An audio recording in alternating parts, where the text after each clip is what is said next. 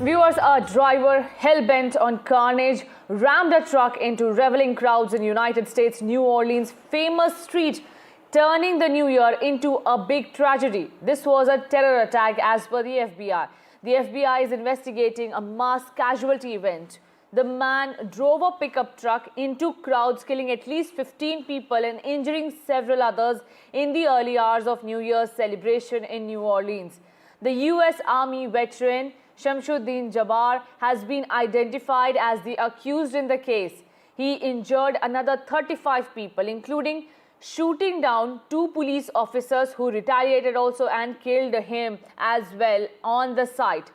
This is the investigation so far. The investigators say they believe that the New Orleans suspect was not solely responsible for the attack, and they are probing the terror angle involved in the case as an ISIS flag has been recovered from the accused's truck. Well, President-elect Donald Trump has also issued a statement condemning the attack and said that when he pointed out that there were some elements and some criminals who are inside the state, the Democrats refuted it and turned it down. Joe Biden has also described the attack as despicable and said stern and investigation will be done in a speedy manner. Listening to what Joe Biden had said, and then my colleagues Caroline and Huma Ansari have more details.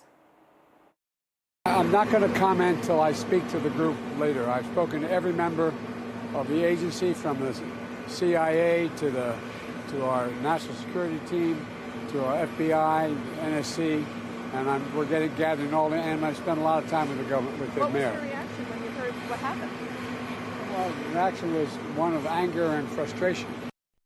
The people of New Orleans are still in shock after a horrific attack on the streets of the French Quarter while they were just out to celebrate the start of the new year. A suspect now named as 42-year-old Shamsuddin Jabbar, a US citizen from Texas, has been killed, but not before he rammed his truck into crowds and shot at police.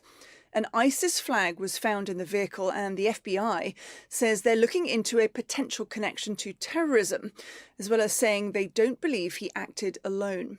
2 IEDs, explosive devices, were found in the area, and as of early afternoon, the crime scene was still cordoned off. The investigation is ongoing, and the FBI has asked for the public's help to report anything suspicious that they have seen. The FBI also said the suspect was a US Army veteran who was honourably discharged. They've asked anyone who interacted with him in the last 72 hours to contact them with information. Well, Governor Jeff Landy also emphasised that this is a fluid process and law enforcement is, quote, hunting down the bad guys. Well, a college football game that was due to take place on Wednesday evening in New Orleans has been postponed until Thursday. Investigations continue with many unanswered questions as people begin to try and process these tragic events. Caroline Malone, NDTV, Washington.